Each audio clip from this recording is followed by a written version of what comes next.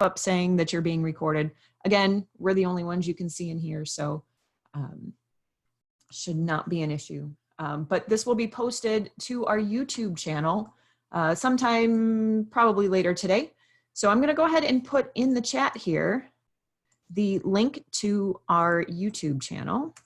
So if you want to watch any of our past webinars, you can check us out on there. Or as I said, if there's somebody who couldn't make it today, wants to see it later, you can go ahead and share that link to our YouTube page with them. As I kind of alluded to earlier, if you have any questions, please use that Q&A box. That lets everybody else see your questions, and it also makes it easier for us to find them all at the end. Questions sometimes get lost in the chat, but we'll make sure to answer them as best we can at the end of the presentation. And for your safety, you should only be able to see what I post in chat, but just in case something gets through, please don't click any links other than what I may post in the chat. I promise you I will only send you good links. These webinars are offered to the public for free through the Conservation Foundation. However, we do encourage you to consider a donation or a membership. We are a nonprofit 501c3, so we are definitely supported by our members. The more people we have attending these webinars, the more we do these webinars, the more it costs us to run them, unfortunately. So at the end of the webinar, you'll be taken to a landing page that has a whole bunch of resources on there, including a link to our virtual tip jar. So if you are enjoying these webinars, I do encourage you to make a donation to help keep us running. This will also make you a member so that you can enjoy the wide variety of our members-only staff or members-only stuff. Upcoming webinars that we have on Monday is going to be a fantastic one, all about nature-based play. So if you have children in your life and you're looking for ideas on how to get them outside and enjoying nature more, please make sure to join us for that. So without further ado then, I am going to turn it over to Trish, who for at least a little while longer is our Kane County representative. Take it away, Trish. Thanks, Jamie. Welcome, everyone. We're really pleased to have you here today for this program. Some of you may know that we have, starting last January, put together a program series for the Fox River called A River Flows Through It, Life in the Fox River Valley. And our plan had been to give one program a month, both in Kane and Kendall counties, and then COVID hit. So we've been really pleased that we've been able to pull these together, our remaining ones as webinars, and present them to you this way. And we're particularly happy to be able to welcome Steve Pescatelli here today and Karen Clementi as our featured speakers. I'm going to give you, for those of you who may be new to attending our webinars, I'm going to give you just a brief little presentation on our program and kind of what we're about here in the Conservation Foundation. When we set up these lectures, these talks, as part of A River Runs Through It, we partnered with the River Quarter Foundation of St. Charles to do them here in Kane County, where I'm sitting. And so I'll talk a little bit about their organization as well.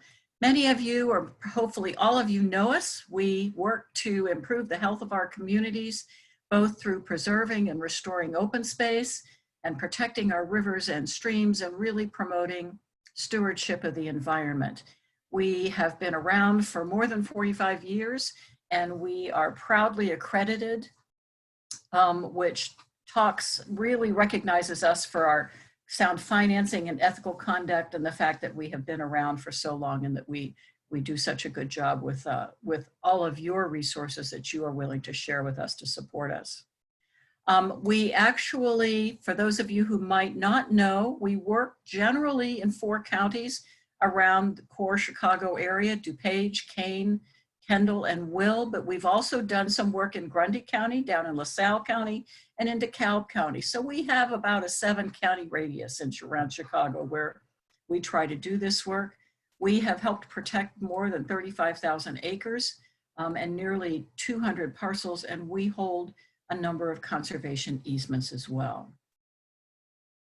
The River Quarter Foundation of St. Charles, our partner in this program series, supports and advocates for projects that are going to enhance the downtown riverfront environment as a destination really for cultural and economic and recreational all those good services that our river, our Fox River, provides to the communities that live along it.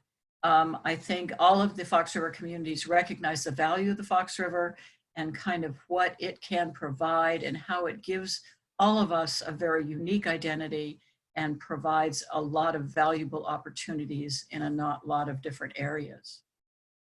The River Quarter Foundation has done a number of different projects and has worked with the City of St. Charles and the St. Charles Park District on a River Corridor master plan and updating that. We've also supported work and collected funding to do additional things to beautify along the river, such as the sculptures on the Fox and the Frank Gorham canoe launch. So there are a number of different ways both of our organizations are involved in working on the Fox River. Today, we're really talking about Fox River dams. As we kind of plan the program for A River Runs Through It, dams are really central. There are a number of dams on the Fox River. They were originally put in, as you all know, probably for up business and industrial purposes that are not used now in this current day and age. So we really are looking at, as are a number of communities along the river, what are the impacts of the dams and what should we do in terms of considering how we should remove them. This talk is really put together as an introductory program. We want to talk about how do the dams in the Fox River influence the water quality and the habitat and the ecology of the river. We're not going to be trying to talk about any specific dam removal projects along the Fox River now, unless there are some that are examples that have been completed where we can show you some data, and Steve may have those. But most of the examples we're going to show you today are from other projects. As different communities along the river move toward considering what to do with their dams, those individual projects will be talked about within the communities at the community level. So we're going to keep a basic presentation here. We've invited Steve Pescatelli, who is with the Fisheries Division and is a stream specialist with the Illinois DNR.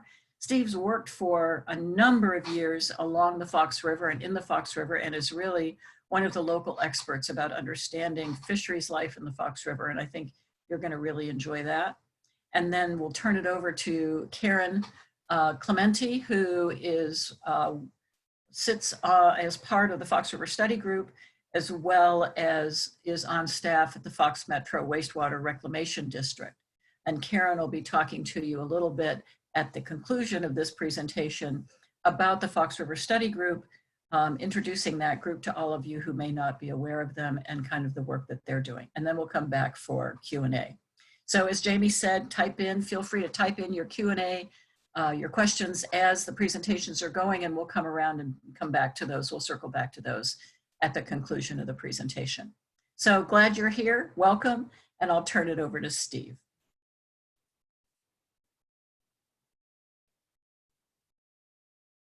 Share my screen here. Oh, hello everybody out there in Zoom land. I hope you're all doing well. Thanks for participating today. I'd also like to thank the Conservation Foundation, Trish and Jamie, for putting this together. You know, over the years, I've worked with a lot of organizations here in Northeastern Illinois, and as far as protecting land and improving ecosystems, both terrestrial and aquatic, and for getting the word out about it, and how valuable our natural resources are. They're second to none, and I know that for sure. So anyway, as Trish said, my name's Steve Pescatelli, and together with my partner, Tristan Widlow, we cover streams, rivers and streams in Northeastern Illinois, including the Fox, the DuPage, Des Plaines, Kankakee, and Chicago River. So we have a big area. When I first took this job about 25 years ago, I knew a lot about fish, but I didn't know much about this area, and I was really surprised to see actually how many dams there were on all the rivers up here, more than most areas of the state. So the dams, combined with the history of bad water quality, was something that needed to be addressed and became a priority. The other thing that surprised me actually was the level of interest in improving rivers and streams. So over the years, we've had a lot of partners to kind of get people educated on the effects of dams and to kind of work toward addressing that problem. And it's been kind of a tough road at first. I think we've turned the corner, and now we've made some great progress, and that's what I'd like to share with you today. I'll talk about what we've done throughout the Northeastern Illinois region, but we'll focus a lot on the Fox River as well. So today I'm really going to, the presentation is really kind of comes in two parts. The first part, I'd just like to talk about the Fox River, kind of familiarize you with the fishes that are there. We do basin surveys every 5 years, so that allows us to get a kind of a snapshot of what's going on in the whole basin, the watershed, in other words. We can make historical comparisons. We'll talk about that a little bit. And then we'll talk about the factors that affect stream quality, and that's a nice segue into the impacts of dams on the stream ecosystems. So for that part, we're going to talk about the background on dam impacts, you know, across the country and in the Fox River. There was a study done on the Fox River, very comprehensive study we'll talk about a few years back. And we'll update you on the dam projects that have happened so far, kind of some before and after examples, and then look at some case studies of dam project evaluations that we've made and kind of outline the benefits of those. And then talk a little bit about the system-wide approach to improvements, and then we'll segue into Karen's presentation. Before I start, I'd like to acknowledge our funding source comes from U.S. Fish and Wildlife Sport Fish Restoration Fund, and that money comes from fishing license sales and tax on sporting gear. So thanks to all the anglers out there. They support not only sport fish research and management, but all the other stuff that we do with fish on rivers and streams. So as a shameless plug, I say go out and buy a fishing license or two. Anyway, what we're going to do first is take a look at the fish community in the Fox. There's a lot of fish people are familiar with, like the sport fish species, and the Fox has some areas of really very good sport fishing. Smallmouth bass up here, very popular species. The Fox is one of the best rivers in the state for smallmouth bass, actually. Flatheads have come on in the past 10 or 15 years. They're very popular species, and they get to be quite large. They're a fun species to work with. We've done a study on those recently. Walleye is the only species we stock, and they're a very popular species as well. And of course, a lot of people's favorite is the big muskie, which we don't really stock or manage, but they kind of come out of the lakes and have found a few favorite spots on the Fox River, which I'm sure a few of you know about. But there's also some very interesting smaller species, some really interesting minnows like black-nosed dace, large-scale stone roller, which is kind of an herbivore, scrapes algae off of rocks with a hardened plate that it has on its lower lip. Some cool water fish like southern red-bellied dace, and mottled sculpin, which does very well in the Fox River with all the seeps. In fact, it's more abundant in the Fox River than anywhere else in the state. In fact, there's very few other places in the state where it occurs. Some very colorful darters, which are related to walleye in the perch family. Like I said, very colorful, and they are a great indicator species since they're sensitive to water quality and habitat degradation. There's a lot of colorful sunfishes, suckers that look kind of like, or minnows that look kind of like suckers, a fish that builds nests by carrying stones and piling them up.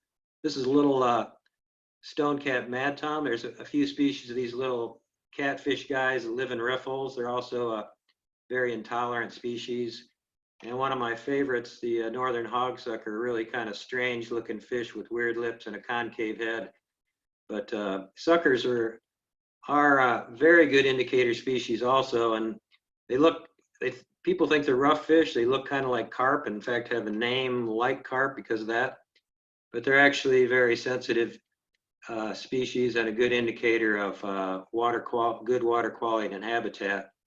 We have the greater red horse in the fox, which is one of the rarer species in Illinois.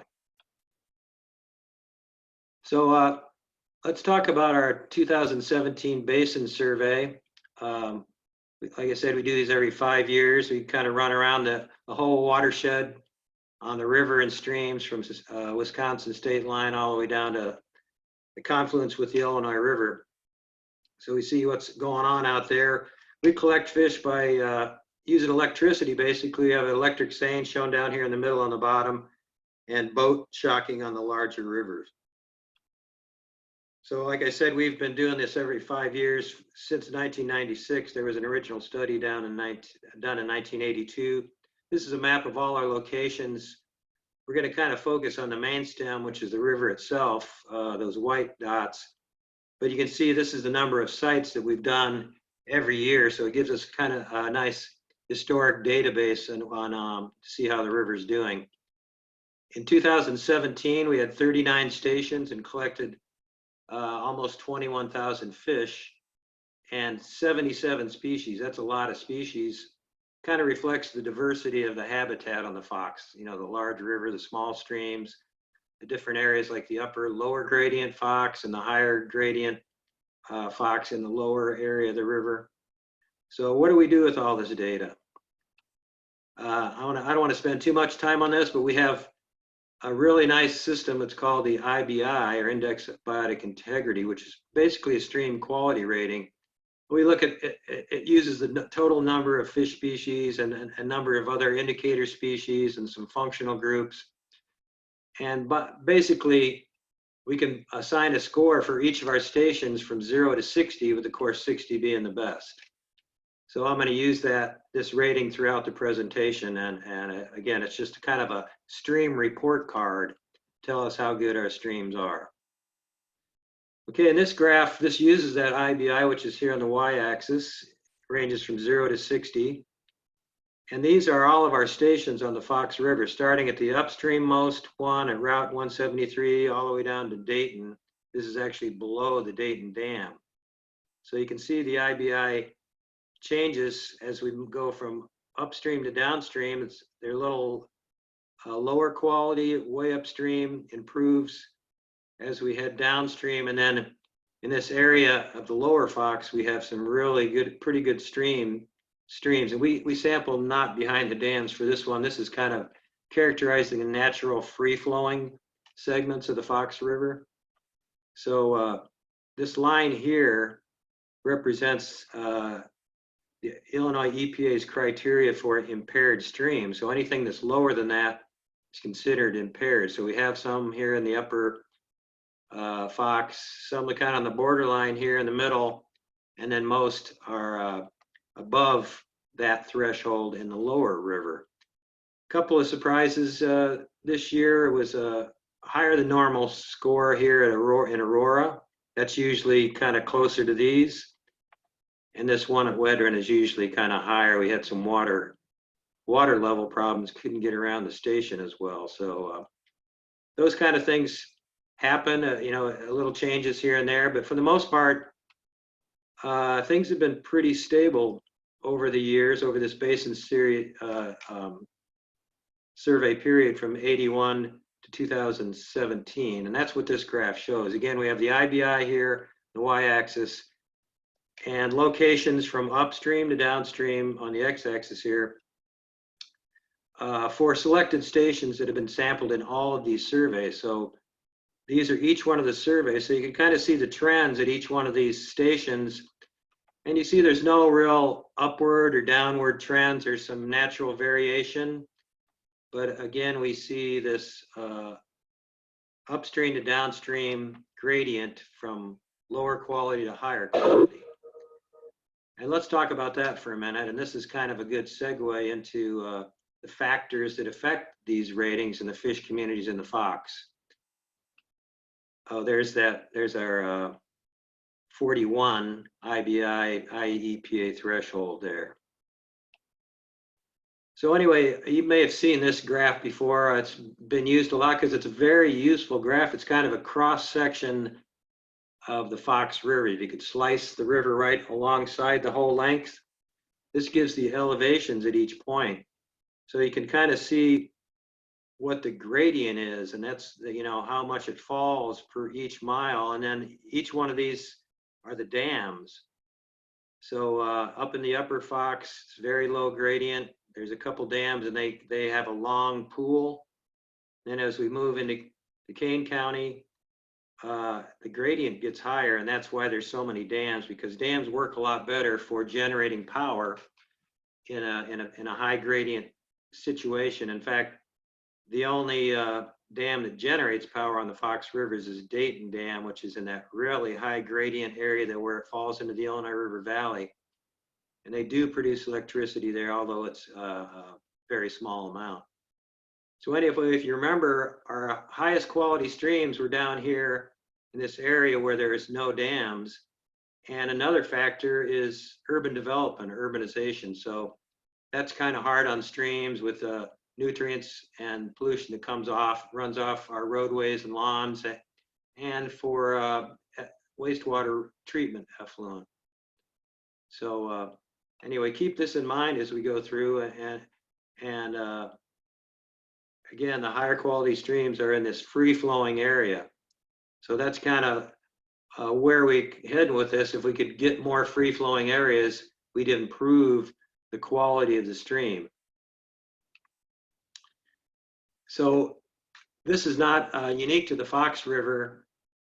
Dams have a negative impact on aquatic ecosystems across the whole country, and really are a prime factor in the loss of fish and mussel species diversity. There's over 90,000 larger dams in the U.S. I think that's dammed over a certain like five or 6 feet, and then there's a lot even more smaller dams. Nationwide, there's been about 1,600 dams removed, improving habitat and water quality and reconnecting segments. A lot of those have been, there have been some fish passage. We're going to talk about this in detail a little later. And that's been successful in reconnecting waterways, but it doesn't improve water quality or habitat because it maintains the impounded pool. So we'll talk about that a little more. In northeastern Illinois, as I mentioned before, there's been a lot of past water quality problems because of the urbanization, and there's been loss of mussel and fish species in many of the rivers and streams. Now, the Clean Water Act was a great success, and a lot of those streams have cleaned up. The water quality has improved, and it actually continues to improve in some areas because of the expansion of the deep tunnel system, for example, in the Cook County area. But this lack of connectivity or the dams really preclude full restoration in many streams because the fish can't get back to these areas that are now improved in water quality. Another problem with dams is they're dangerous. These OG crest dams, which kind of drop off in a hurry here, have a roller current, and I'm sure a lot of you have heard about this. If you live on the Fox River, there's been deaths at many of the dams, and this is actually on the at the Hoffman Dam on the Des Plaines River. There's been a few deaths too. So that's really a high priority for the department, and we have a dam safety program that has funded dam removals for that reason, as well as the ecological benefits. So anyway, that kind of concludes that first part where we're talking about the Fox River in general. And now we're going to review dam projects in Northeast Illinois and the benefits to fish and river ecosystems. Again, just to review, we'll talk about the effects of dams and review that Fox River study, the local and system-wide impacts, give an update on dam projects in Illinois, most of those in northeastern Illinois, including the fish passage and removals, and give some examples of before and after, so you can get a real feel for what these dam removals do, to the stream, from a visual standpoint. It's very important. And we've done a number of case studies to examine the benefits of these projects to fish. So I'm going to share those with you. And then end with kind of a system-wide approach to improving the Fox River, which is really a transition over to Karen's presentation and the work of the Fox River Study Group. So let's take a look at the effects of dams. This is a summary from a study done by Santucci et al. One of the more complete studies of dams that's been done in the country looked at the effects of all 15 dams on the Fox River and identified local effects and system-wide effects. The local effects occur in that area immediately upstream of the dam where there's an impounded pool, and they found degraded habitat, degraded water quality, and degraded fish and macroinvertebrates. That's the insect that live on the bottom of the stream. And this graph kind of summarizes the effects. This is just one criteria they use, like the mean number of fish per hour. And there's a series of these graphs that were produced. And in each case, the dammed area was much lower than the free-flowing area. And that was compared on all 15 dams. So this graph actually represents the mean of all 15 of those dams. So again, that's the local effects. There's another set of effects called system-wide effects, and that arises from blocking fish migration. Fish like to move around seasonally and depending on their life stage, up creeks and deep areas, shallow areas. And then again, with problems with water quality, some of those more sensitive species disappear. So this is kind of a graphic of the species that occur downstream of the Dayton Dam and a few that occur upstream, but their upstream limits are here around North Aurora, and then a lot of these species are missing in the upstream areas. We find this happens on the small creeks as well, and I'll show you some examples of that in a bit. This is some more results from the Fox River study. Again, we have our favorite IBI score here on the axis here, and each one of the dams from the upstream again to the downstream. And so this is the IBI downstream of the dam in yellow and upstream of the dam in brown. So you can see in each case that index of biotic integrity or stream quality rating is lower in the impounded area and much higher upstream. So that's pretty conclusive evidence that the dams impact the quality of the stream and the quality of the fish assemblage.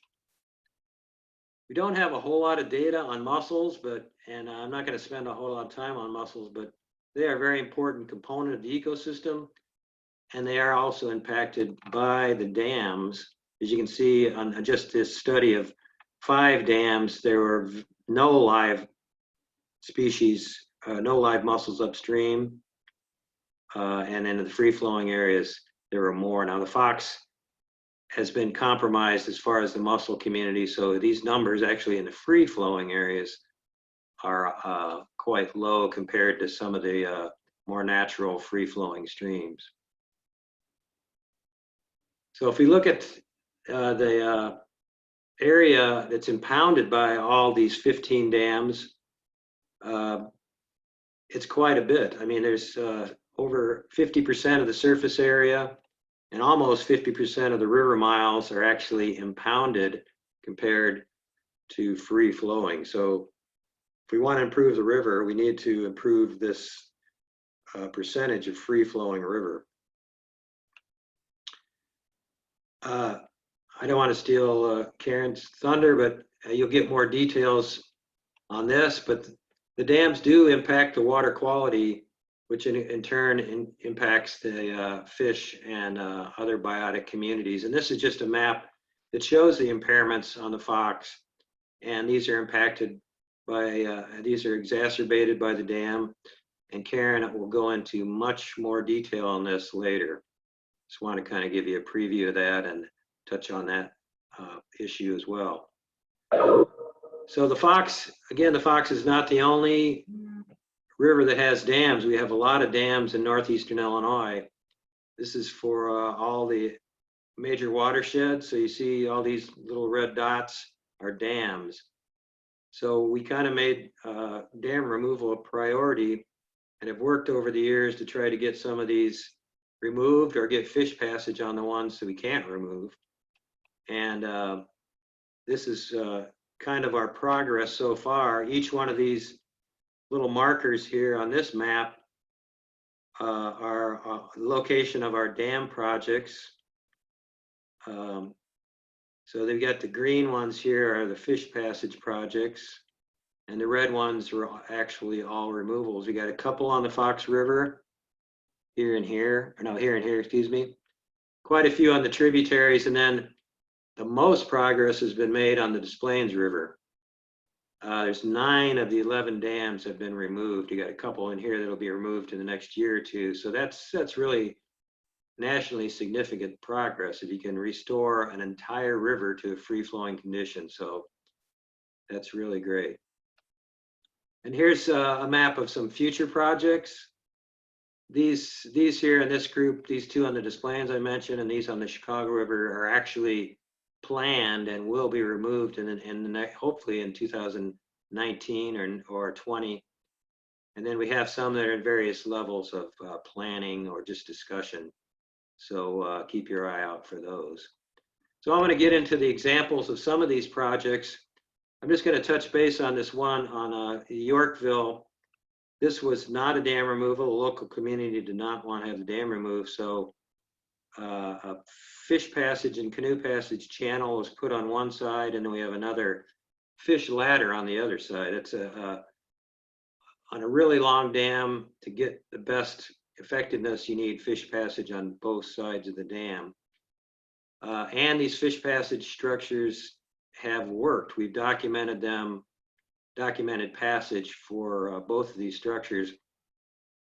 We did a really interesting study I was telling Trish about the other day to demonstrate that fish could make it up through here. We collected some smallmouth upstream where it's more free flowing, brought them downstream, released them here after tagging them, and they swam back upstream, and we re-caught them up here with the tags in. Actually, a fisherman was the first one to catch one. So out of 146 fish, we recaptured 14 of them, which demonstrated that fish are at least smallmouth, are moving up through here. And we caught one flathead, 35-inch flathead, that also moved up there from a different study. He was tagged down by Silver Spring State Park. So anyway, the fish do use these. The problem with this kind of a project is it leaves the pool in place, so you don't get those water quality and habitat benefits that we'd like to see. And so anyway, we'll talk a lot more about fish passage projects a little later in the presentation. Right now, I want to give you kind of a look at some before and after pictures for these removals. This is on the Fox River, the South Batavia Dam. Here's the dam, of course, before removal, and after it's gone, the river basically reverts back to its natural condition. And unlike the fish passage projects, there's no maintenance on this one. It's just a free-flowing river. Another case here at the North Avenue Dam in Aurora, before and after. This was a fairly small dam, but again, after the dam's removed, it's a free-flowing river. Really no evidence that the dam was ever there. A couple examples from smaller creeks. This was an interesting one we did very early on in 2004. There's a lot of kind of discussion about this because this impoundment was full of sediment. You can see back here. It was a foot deep by the dam, and there was a lot of concern about all that sediment washing downstream. And there wasn't enough funding to do a kind of engineered solution. So it basically took it out in phases and let the stream make its own way through the sediment. And that's what happened. Most of that sediment stayed, it greened up, and stream reformed. So That's one example. This is a little dam downstream. Landowners were hesitant to remove it, but now that they have this nice little riffle here that creates a nice sound, they're very happy with that. Another one removed on Fersen Creek, little rock dam. A lot of times there's a riffle that's left in place there. On the east branch of the DuPage River, here they are knocking the dam out. This is, again, a nice riffle area after the dam was gone, and free-flowing stream. And Blackberry Creek, which was a very interesting project I'm going to touch on a little later, was removed in 2013. They kind of notched the dam first. That's a kind of a common practice to dewater the pool. And then that's what it looked like shortly after removal. A lot of plants have grown up here and covered up this riprap, so it looks a little bit more natural now. One of the biggest projects we did in 2012, which kind of spurred on a lot of the other projects, was the Hoffman Dam removal. It was kind of controversial in the local community, but it turned out actually quite nicely, as you can see here. And one of the things that's happened as we've removed these is we've kind of learned a lot about these dam removals, and it can use these examples to dispel some of the myths and educate people on how these dam removals work. One of the things people are concerned with is, and this is the big complaint or fear, that the river is going to dry up when the dam's removed. Well, you've seen in all these examples that doesn't happen. The river does not create, the dam does not create water. It just raises it up. I mean, whatever water comes down, the river is going to be there whether the dam's there or not. So they don't dry up. Sediment release does not choke the downstream areas. The upstream area does not become a big odor nuisance. Mosquitoes do not become worse. That was one of the things that came up on this project. Mud flats do not persist for years. There's just really rapid regrowth of the vegetation. And the local economies do not collapse. That was one of the fears here on the Des Plaines River. So anyway, unfounded fears, they kind of get dispelled as we move forward and get more examples of these dam removals. Oh, one more. Yeah, this is funny. The local fishermen swore that the dam removal destroyed the local fishery. Well, we studied it, and there was actually no change at all in the local fisheries.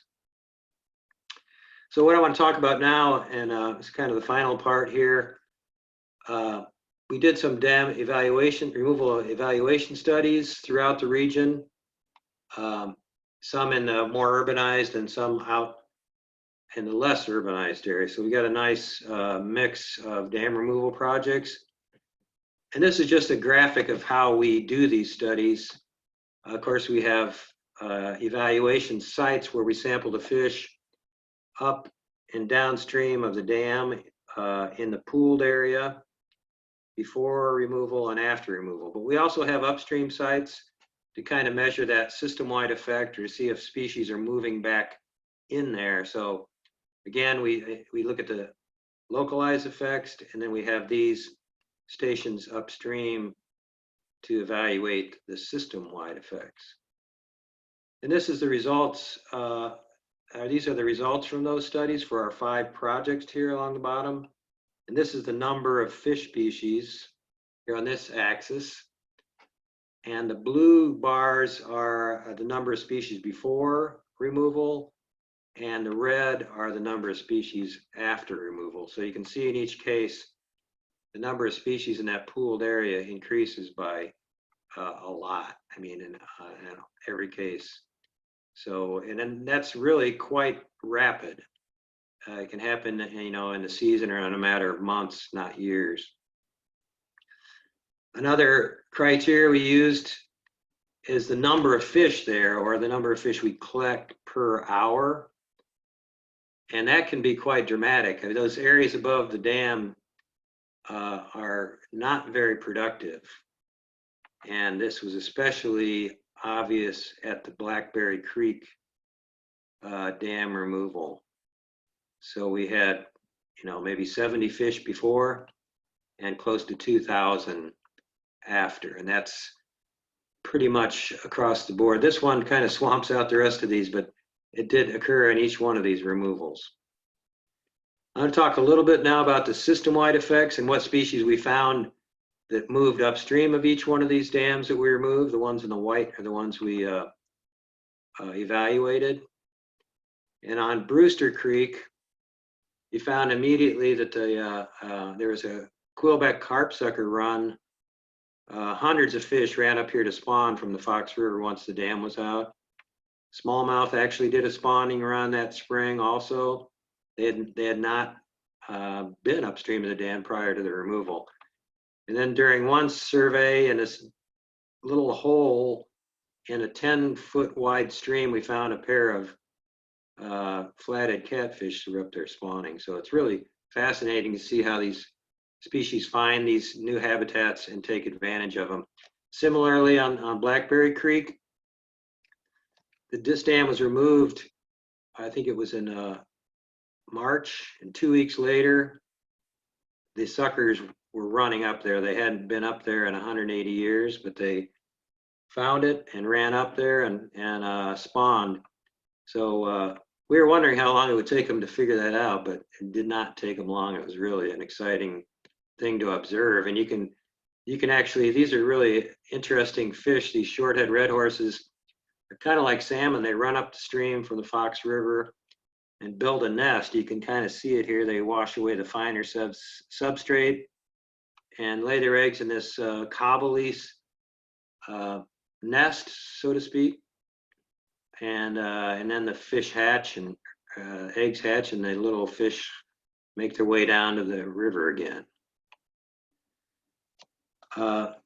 This is another example of these system-wide effects where we see species have disappeared upstream of the dam and then recolonize the areas after the dam is removed. So this was kind of a nice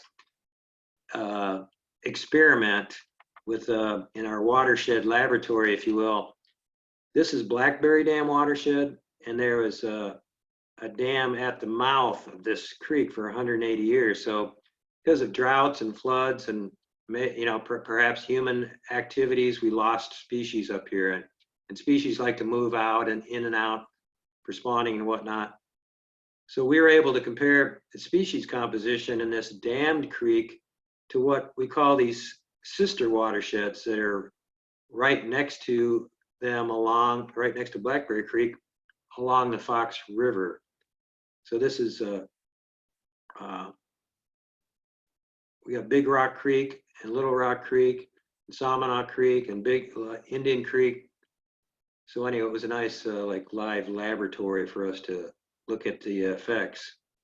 So if you put that all together, these are a set of species that were found in all these creeks that we looked at, but were not in Blackberry Creek. I have those highlighted here. We did find some channel catfish and smallmouth bass, but very low numbers and not since 1996, before the removal.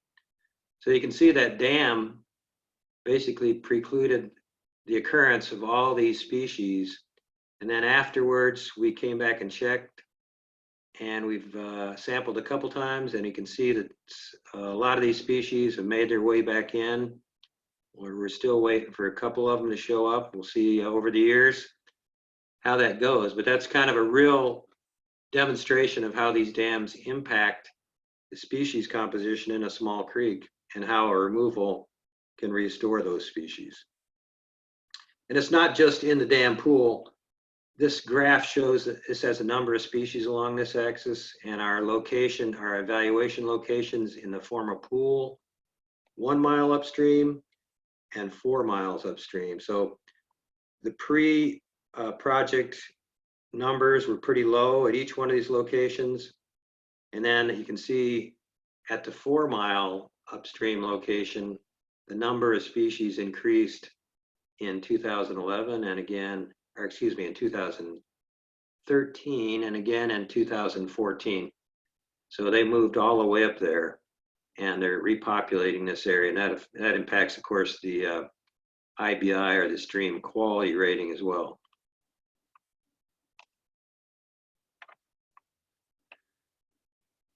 Oh, we skipped that one. And here's one more example on the East Branch. I think you're getting the idea by now, but all these species were missing upstream of the dam prior to removal. And then they all showed up again. Here's the abundance after the dam was removed. So anyway, another example of that. So in winding down here, I just wanted to come back to these fish passage projects again. Obviously, not all dams can be removed.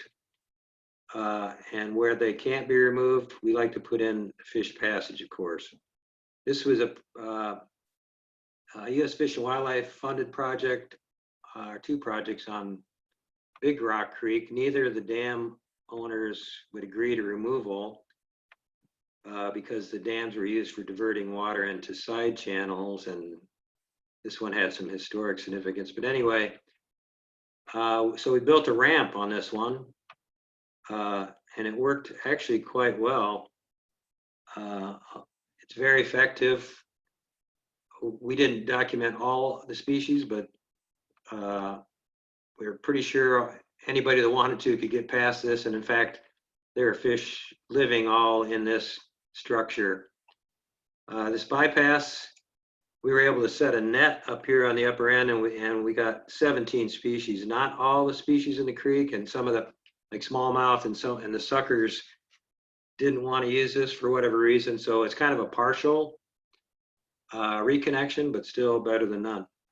Excuse me. So anyway, they do work, maybe not for all species, not a complete connection. They're often more expensive than dam removal, and they require long-term maintenance. Both of these structures had to be rebuilt after a storm damage. So I think that's the nature of any man-made structure in a river. And going back to the Yorkville Dam, again, we had the fish passage channel and canoe passage on one side and Denell on the other. As I said before, they worked fine. But this, as I said, they can be more expensive than dam removal. This was about an $8 million project. After it was finished, I think they spent some more money on that since, and the removal estimate was $2 million. So this is actually a nice feature, and it has been used by canoeists and kayakers, and of course fish use it. But this one has had some problems with maintenance also. I think this bridge is now closed because the pylon on this side has been undermined. It kind of collects debris, and there's been, really high water. It kind of gets out of the channel, and there's been some erosion problems. So there's been some maintenance. And the problem with streams is they go up and down. Sometimes at low water, it doesn't look quite as good. These steps were actually put in as part of this project to take care, to remove that dangerous roller current that traps people and kills them. So this dam is safer now, and it does pass fish, provides some benefits for recreation, although I don't think it's kind of lived up to the expectations, and there's no longer a canoe outfitter at the location. So anyway, it's kind of a transition to Karen's study. There's a lot of interest in the canoe passage and maintaining the dam, but kind of from a system-wide effect, as I said previously, to really address the water quality problems and improve the habitat on the Fox River, we need to kind of improve or increase this free-flowing area. Just reduces the nutrients, adds more oxygen, lets the fish move around. And so as many dams as we can get out, that would be great and improve the Fox River. Put some fish passage on the others, reconnect it, and I think we can go a long way toward improving Fox River.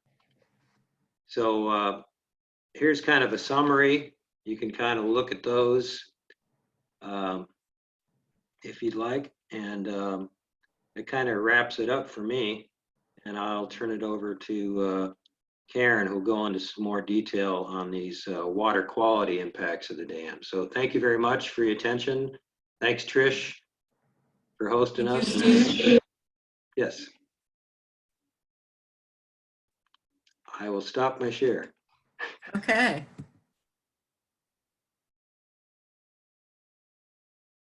Okay, I'm going to share my screen.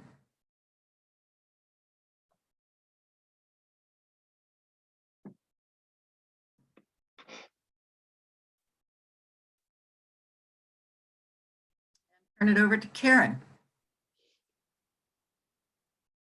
All right, good afternoon, everyone. Thanks, Trish, for hosting, getting us all set up. And hello to all the friends on the call. I see a lot of familiar names on that list. And I'm here to talk about the Fox River Study Group. I've been involved for about 15 years, and it's been an interesting journey. We're working on a lot of things that hopefully we can build some awareness today to talk with this group and understand what we are and what we're doing out on the river. We're always looking for cost-effective solutions to improving water quality on the river. It's not just limited to dam removal. It's looking at all of the solutions that may make the river a better place. Next slide. The Fox River Study Group really started after the dissolved oxygen impairments were identified in the late 1990s. And at that time, the Fox River was listed as the 8th most endangered river in the nation by the American Rivers Group. And that got a lot of press locally. And it was a little bit, I think, embarrassing for a lot of people because the river it was in pretty rough shape. This picture I took in 2012 of the Montgomery Dam, and it really shows what the river looks like during a drought. The dam is on the right-hand side of the photo, and then you can see a fisherman here on the left. This is normally all underwater, but it was a real choke point during the drought. And I'll talk more about the drought. And of course, Steve talked about all of the impacts from the dams to the fish. And in a drought situation, if we have one again, not with all the rain we're having lately, but if we ever have one again, I invite everybody on the call to go out and look at this river and the dams during a drought. It is remarkable to see the impacts at that point. Next slide. So that was the backstory to really get the group started. The river goes all the way, as Steve talked about, from Wisconsin down to the Illinois River, but the Fox River Study Group is focused on the piece at the Stratton Dam, just downstream of the chain of lakes, all the way to the mouth of the Illinois River. We are a multi-stakeholder effort. I work at Fox Metro, as Trish mentioned. We're the wastewater authority down in the Aurora area, but we're one of the board members, and then we have municipal groups all up and down the river, the different counties, watershed groups, environmental groups. So it's a collection of all these people to work together to come through with all the solutions. And we have an annual funding effort, and we do all these projects and modeling, etc., and a huge group of volunteers that work on this watershed wide. Currently, the point sources are required to participate in their Illinois EPA permits, but that wasn't like that at the beginning. But there is a piece now of the permits that makes participation mandatory. And the group was originally founded as an alternative to a US EPA TMDL, and I'm not going to go into all the impacts of that, but the takeaway on that is that by forming this group, it gave us the collective and collaborative effect, so we could be flexible as we work our way through some of these solutions versus a more rigid approach that is in the TMDL. Next slide. And this is a list of all of the agencies involved. We have from the local government, from A to Y, not A to Z. We need a Z community, I guess. And Algonquin down to Yorkville, and the wastewater agencies up and down the river, and a lot of our nonprofit groups. And next slide. And Steve showed this figure. This is from the Illinois EPA, showing all the impairments on the river. And the takeaways on this, that the dissolved oxygen has been falling below the minimum standards, which of course, you know, we all need oxygen to live, all the fish are no exception.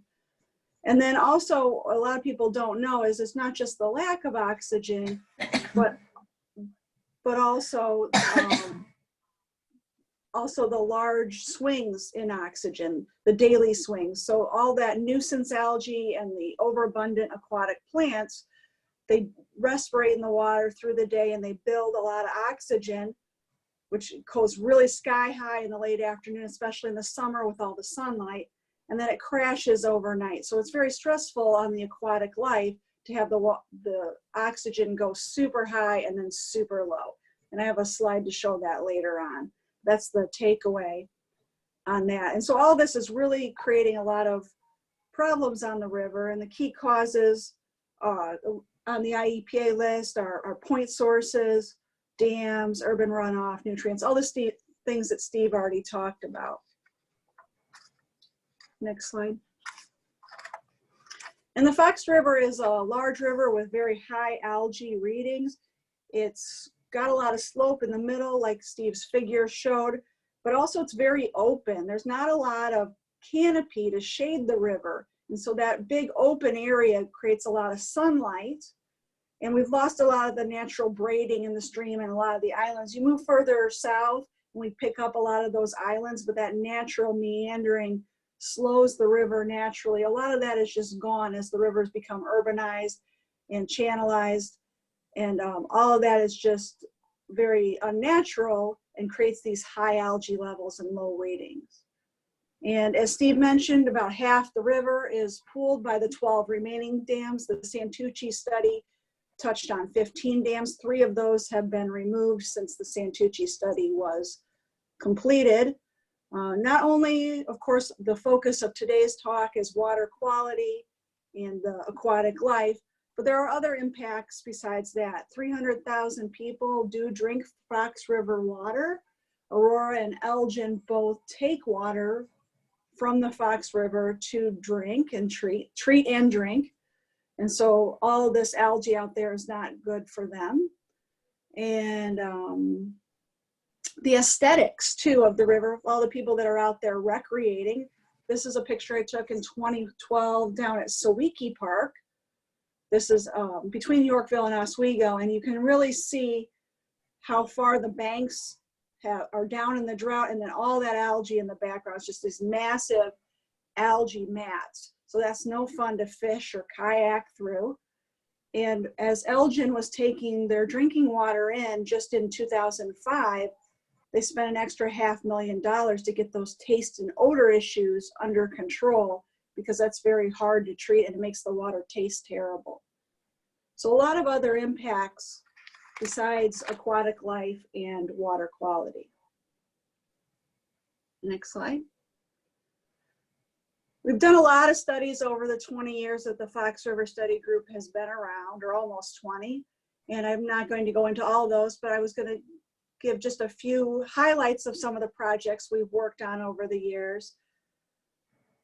2 key studies were done during low flow events, the drought of 2012 especially. Because of those impacts, we wanted to see the effect of of the river during these drought events. And then all that data was used to put in a model. And all that modeling is done is predictive. So when we do propose improvements on the river, we can use the model to see the impact of those improvements, to see what might happen out in the river, or is this cost effective? What is the best bang for the buck, so to speak?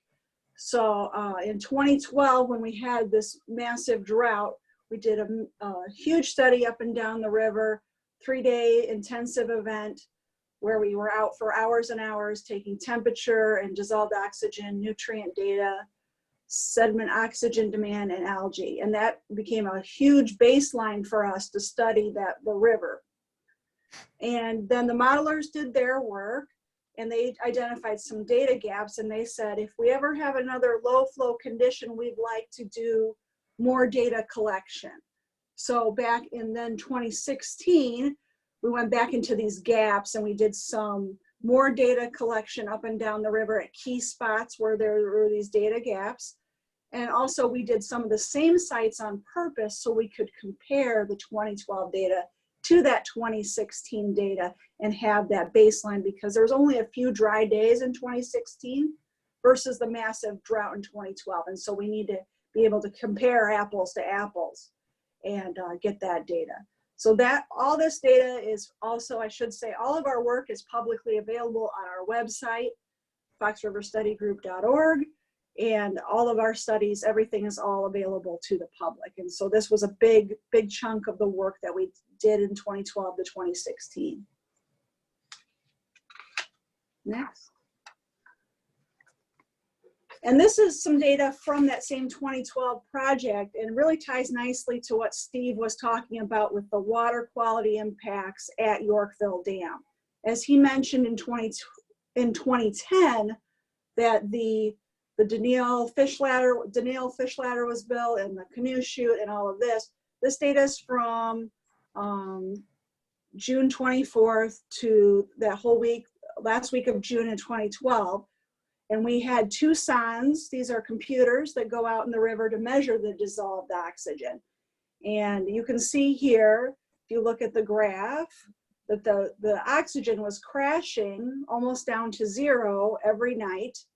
And this was in the dam pool, and then going up above into the 20s, versus you want that kind of middle ground for the aquatic life.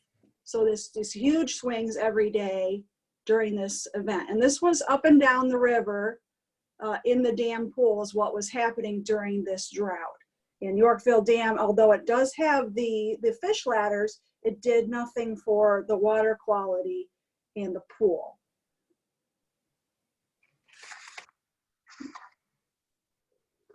And another big project that we did was called the Fox River Implementation Plan. So we have all of our studies and made this FRIP with the studies. And this is where we have all of the data analysis and what are we going to actually do now that we've done a lot of studies out in the river, and what kind of scenarios would actually make an impact out in the river. So we use the model to say, what happens if we do this? What happens if we have the point sources like the wastewater agencies do these certain things? What will happen out in the river? What will happen if we remove dams?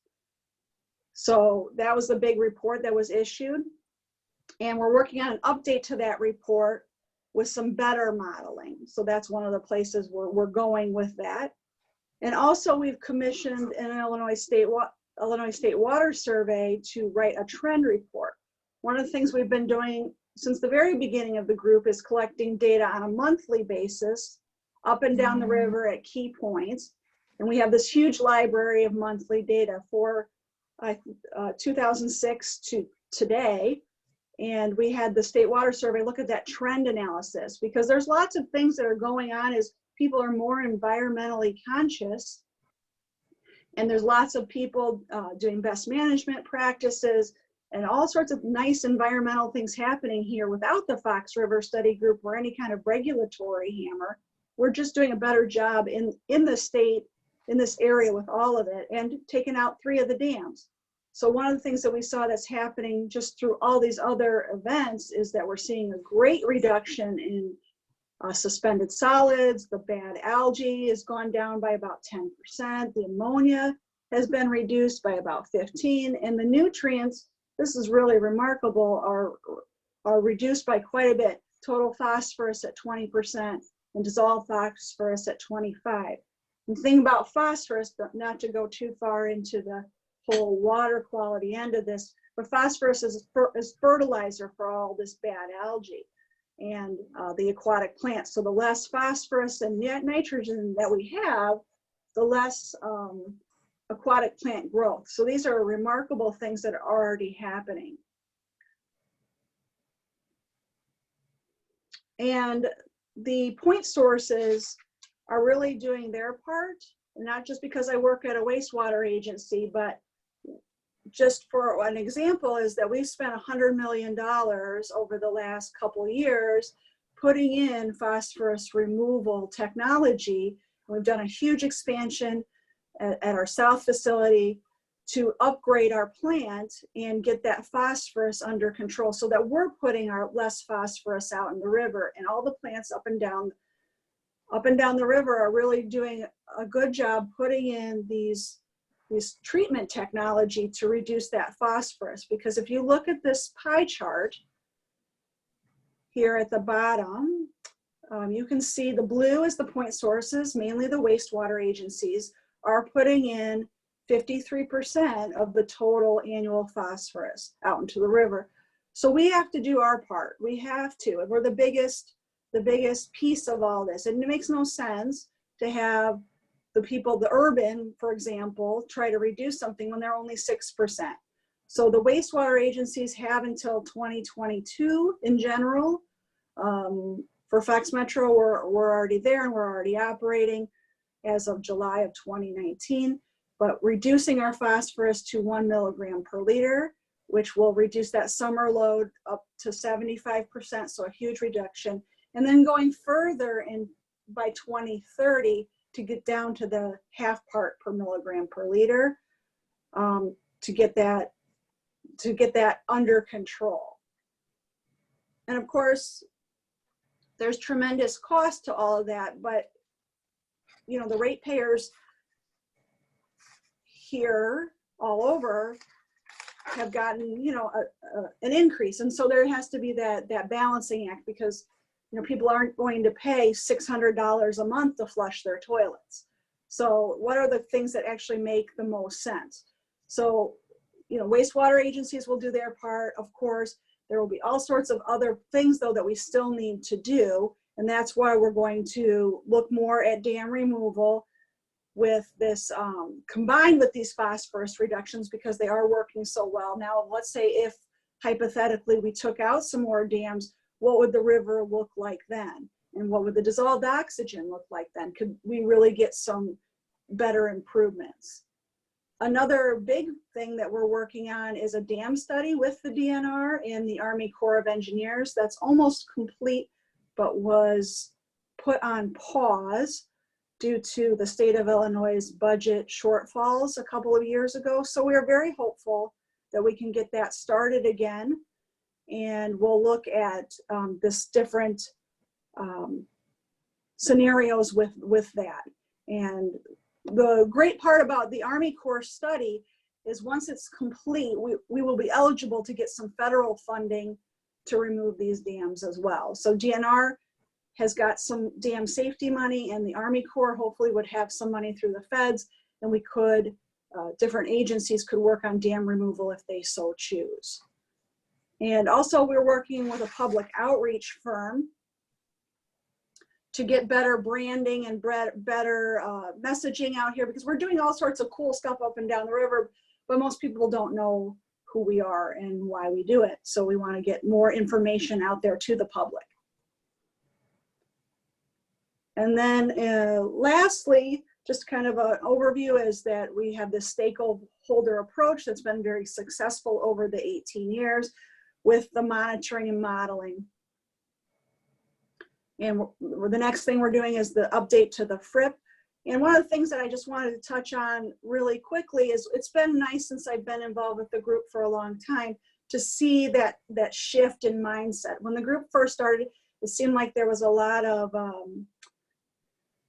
controversy, infighting, et cetera. But as society has moved more environmental, and as the people have collaborated and built these long-term relationships with the Conservation Foundation, with the environmental groups, it seems like a nice softening to where can we meet in the middle? Where can we be more environmental and be more collaborative for the greater good of the Fox River? So that's all I have. Thanks, Karen, very much. We've got some questions. Jamie, are you going to go ahead and take questions, manage those?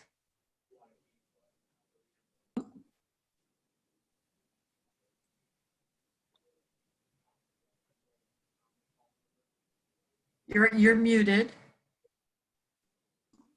There we go. Hey, sorry about that. All right, first and foremost, we've had several questions regarding flooding with regards to dam removal. So I'm not sure who would want to address that one. I can talk about that.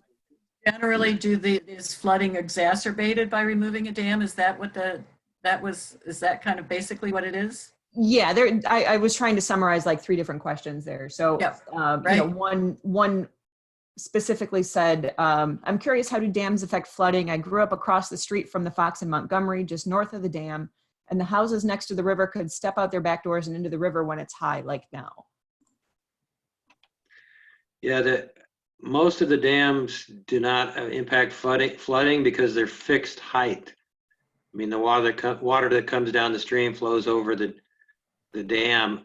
I mean, you get some very minimal relief from flooding in the pooled area, but not a whole lot. I mean, the modeling that I've seen done on all these removals, there's just been very minimal impact on flooding, either positive or negative. And even downstream, Steve, I would assume. Yeah. Downstream flooding does not get worse. Impact anything downstream at all. And You know, the Stratton, I think the Stratton Algonquin dams do have some flood retention capabilities, but though, you know, if they raise the dam, then they can help to, you know, moderate flooding downstream, but then that impacts the upstream area. So most of the dams, no or very little impact on flooding. And If I could also introduce Dina Duhaluk, who is with the Conservation Foundation and has been one of the project managers on a lot of the DuPage dam removal projects. Dina, did you want to add something? I was just going to add that permitting on the dams we would never be able to remove a dam if it was going to increase flooding upstream or downstream. I mean, all of our communities in northeastern Illinois and across the country have rules, whether they're a federal rule or a local rule, that would make us be able to compensate for any changes in flood storage associated with the project. You may get better in certain areas. You could actually even get better flood management with a project because you have the ability to reconnect. If you have the space, you have the ability to reconnect a channel to its floodplain that would provide some compensatory storage during those high flow events where we're not seeing that now. So it all depends on the project design, but we would never be permitted to rip out a dam without being able to mitigate any changes. All right, thank you. And kind of along the same lines, Mary Lou asked, how effective is a Faywell Dam in managing floods? I'll let you answer that one, Dina. I don't think I could answer that one. I don't know enough about the operation of the Faywell Dam as a flood control structure. I mean, there are a few dams as Faywell that is designed for its sole purpose of being a flood control structure. A lot of the dams that we've talked about being removed are relic dams. They are no longer have a historical use. They served as power sources for mills or other industries, probably all mills. Somebody can correct me if they know of one that wasn't. That would before we had electricity. Now that we have electricity, the dams are relics. They're not providing any function. They're no longer providing energy. They weren't designed to provide flood storage. Faywell, wasn't built until after all of that. It was built, I believe, in the 70s. Yeah. and designed as a flood control structure and has gates that operate as that. I mean, obviously there's a lot of modeling and stuff that's done that it has some sort of value, because just recently they did work on it and they've kept it up. But that would be a question for DuPage County Stormwater Management, because I know where it is, but that's about it. And my impression is it does have some minimal benefits downstream, and there, but you know, the trade-off is there is some flooding upstream because the water has to go somewhere. Yeah. Great. Next question is, what's the reason for adding riprap to the shorelines during a dam removal project? Well, it's, you know, it varies from dam to dam, but like on the Blackberry Creek, that's a high gradient section, and the former pool had some fill in it, and the engineers just thought it would be safer to stabilize the banks with rock. I mean, sometimes the biologists and engineers don't agree, but they're the ones that have to sign the permit. Yep. And so in some cases, it's just to stabilize, you know, the banks, and often regrows and you don't notice it as much, but not particularly pretty in some cases.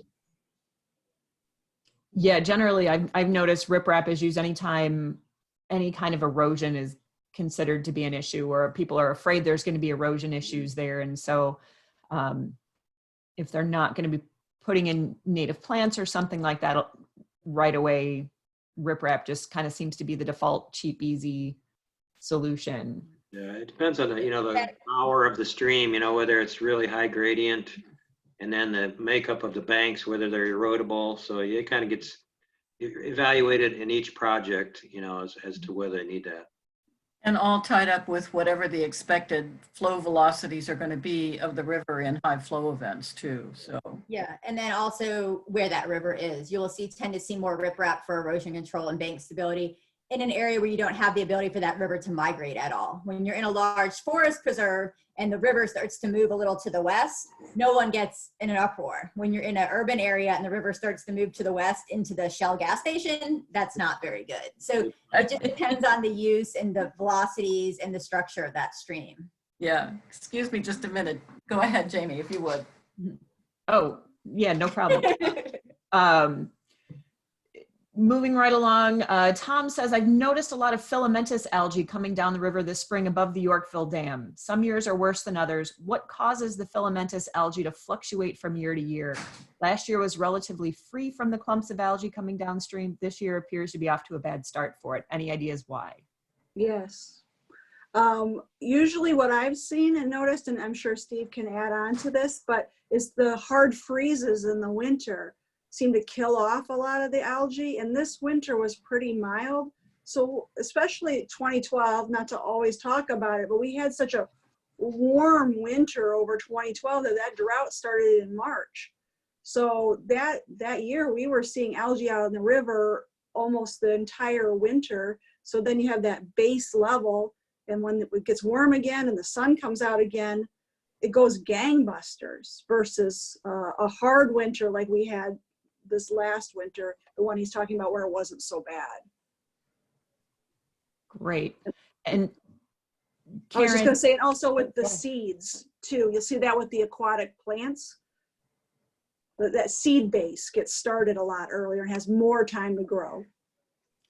And Karen, I think just a clarification from your presentation, you had mentioned a decrease in pollution, and that was attributed to the dam removal?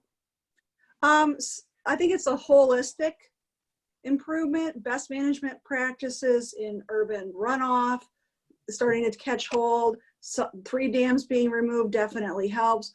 Wastewater agencies up down the river have done a lot of CSO control, combined sewer overflows. So there's a lot less sewage going out into the river. That's, you know, gross to some people, but as Steve said, the water's got to go somewhere. So during these catastrophic rain events, you know, sometimes sewage goes out in the river. That's not healthy. So all these things just compounding together as we are doing better as a society. And kind of along those same lines, Tom said, Do you anticipate any relaxation of your internal standards for wastewater treatment due to the current relaxing of regulations on the federal level? Will we continue the good work that has gone on over the years? There's a, yeah, I know where he's kind of going with that, but there's anti-backsliding rules in place that we would never do that. I would say it would be very unusual. You know, here internally, we're very, very concerned about that, and have a lot of people like myself that are super passionate about the environment, and we're doing all sorts of stuff more. We're planting prairies and reusing the effluent, and just, you know, not on the federal level even concerned about that day to day. It's that internal passion. Yeah, and I think there's been some discussions coming up too that people are asking with the COVID, because we're seeing that, especially in the air industry, that the federal administration has been relaxing some of our scrubbers and our air quality stuff, looking at it from a COVID economic recovery standpoint. To date, we have not seen that start to trickle into the water quality side. I was actually on a call this morning where this came up, and it was being discussed around with plant operators too. So, I mean, we haven't seen it happen in the water world, and then it would be it would have to come from the federal government to the IEPA, and it would have to trickle its way down. And just on a day-to-day basis, we're not very concerned about the feds. We want to do a good job, and I sound like a PR person now, but we want to do a good job for our neighbors. You know, we all live here and work here, and, you know, just don't want to be awful. That's technical terms. Of course. Claire wants to know, are there any unique challenges to dam removal on the Fox that make it slower moving / less feasible than nearby systems like the Des Plaines? Yeah, I can address that. Des Plaines was a much easier system to work on because the dams were smaller, and smaller dams make for easier projects. And a lot of the dams were in the middle of like forest preserve districts and not in the middle of towns like on the Fox River. I mean, all the dams on the Fox are kind of like the middle of the town and very obvious, and people are, you know, can be attached to them for one reason or the other.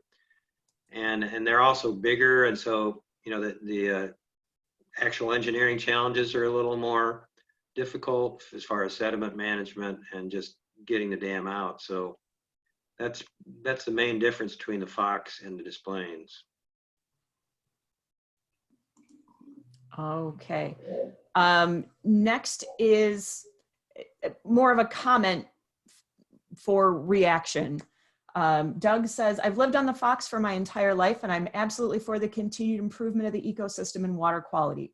However, I happen to live on one of the few navigable parts / pools of the river, and I'm concerned that the ambition of the Conservation Foundation will affect not only the recreational benefits of the basin, but the financial implications to everyone's properties along the pools. Certain dams absolutely have been and should be removed, but not navigable waters.